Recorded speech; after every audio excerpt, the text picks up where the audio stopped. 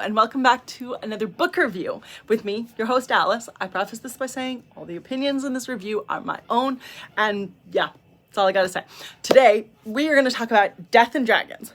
Death and Dragons is book 2, written by Sonja F. Blanco, and it's part of her Witch of the Weirwoods series. So this is book 1, Witch of the Weirwoods. This is book 2, Death and Dragons. Now, as the title says, there are deaths and there is dragons. That's it. No, I'm kidding.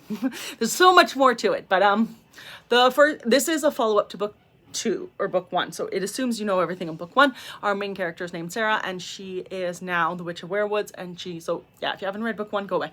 But she ends up being the Witch of the Weirwoods at the end of book 1, and so now she's still living in the Weirwoods, and she's trying to adjust to the fact that she is the most powerful witch in kind of their area and is responsible for protecting the entire Weirwoods and all the inhabitants of these protected magical woods.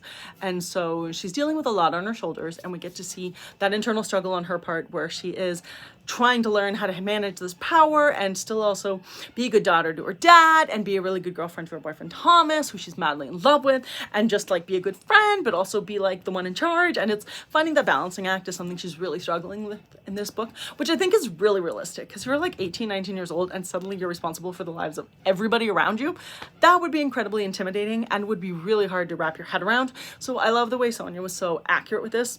I also love Sara and Thomas together. I think they were the cutest couple, and I'm so happy they're a couple. I was a little sad we didn't get more of Thomas in this book because he had to go away to school. The rule is that they do online studies, but then they have to spend like their last semester at the actual school to get their degree. So him and another one of the main characters who were studying had to go to the school. And so I was so bummed because we lost him for such a big part of the book. I can understand why. If he had been there, he would have been overprotective alpha guy and would have gotten in the way a lot for the story progression that needed to happen.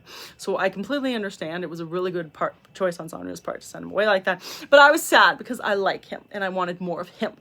But I have to say I love this story. I had some issues with book 1. I didn't like a couple of the characters, and one of them I hated so much it ruined a big part of the story for me.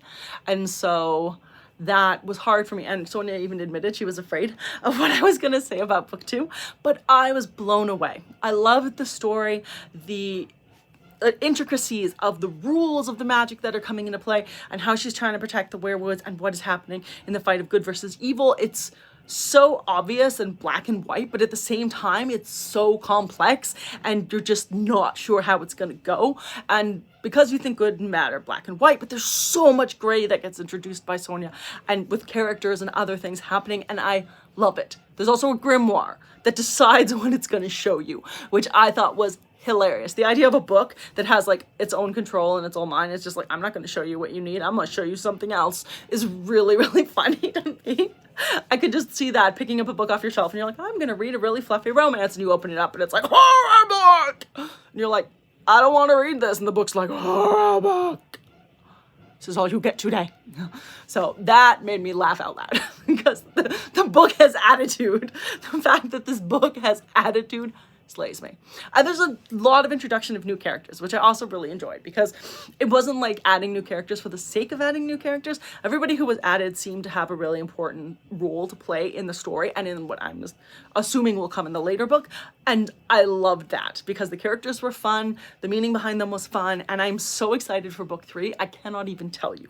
So if you like stories that are kind of like urban fantasy but not in an urban setting, so I guess magical realism, and they take place in nature and they deal with elemental type magic and that, check out Witch of the Weirwoods and definitely grab book 2 because it is phenomenal. I loved it. I can't wait for book 3.